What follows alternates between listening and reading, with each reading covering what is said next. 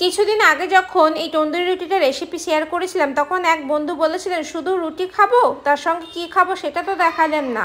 তার জন্য আমি ঘরে এই যে ডাল মাখানি বানিয়েছিলাম সেটা রেসিপি দিচ্ছি। এর জন্য আমি ওভারনাইট কালো কলাইয়ের ডাল কোনোর সময় যেটা পাওয়া যায় তার সঙ্গে এক মুঠো রাজমা ভিজিয়ে রেখেছিলাম, সেটাকে প্রেশার কুকারে অল্প লবণ দিয়ে ভালো করে সিটি দিয়ে সেদ্ধ করে নেব।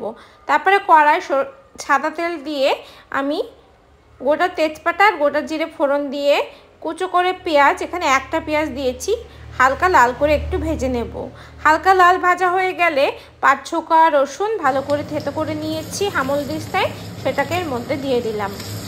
একটু এটাকেও লাল করে ভেজে নিয়ে এরপরে কুচনো টমেটো, আমি এখানে হাফটা টমেটো দিয়েছি।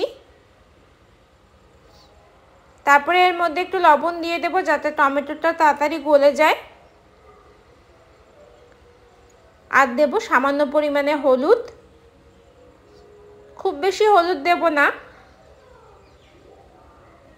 তারপরে ভালো করে একটু নাড়াচাড়া করে টমেটোটা গলা পর্যন্ত অপেক্ষা করব। যখন টমেটোটা একটু গলে যাবে তারপরে এর মধ্যে দিয়ে দেব 1 চামচ শুকনো লঙ্কা গুঁড়ো। আপনারা চাইলে এর মধ্যে কাশ্মীরি লাল লঙ্কাও দিতে পারেন, তাতে কালারটা ভালো আসবে। আবার কাঁচা লঙ্কাও চাইলে ব্যবহার করতে পারেন। আর অল্প একটু ধনে জিরে গুঁড়োও দিয়েছি, আর দিয়ে দিলাম অল্প একটু গরম মশলা। তারপরে ভালো করে মশলাটাকে কষিয়ে নিয়ে এর মধ্যে কসুরি মেথি পাতা দিয়ে দিচ্ছি। চাইলে আপনারা কসুরি মেথি নাও দিতে পারেন, যাদের কসুরি মেথির গন্ধ ভালো লাগে না এটা অ্যাভয়েডও করতে পারেন। মশলা ভালো করে কষানো হয়ে গেলে সেদ্ধ করে রাখা যে ডালটা সেটা এর মধ্যে এখন দিয়ে দিচ্ছি। দিয়ে সামান্য পরিমাণ একটু জলও দিয়ে দিলাম ধুয়ে, দিয়ে ভালো করে মিশিয়ে নেব। মিশিয়ে 1 মিনিট একটু ফুটতে দেব যাতে মশলাগুলো ডালের সঙ্গে ভালো করে মিশে যায়। 1 মিনিট মতো হয়ে গেলে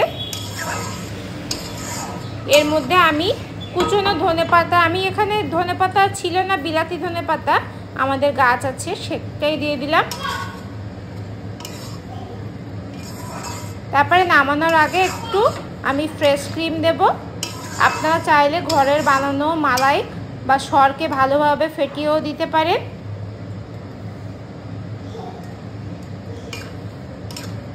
আর সবশেষে দিয়ে দেব বেশ খানিকটা মাখন।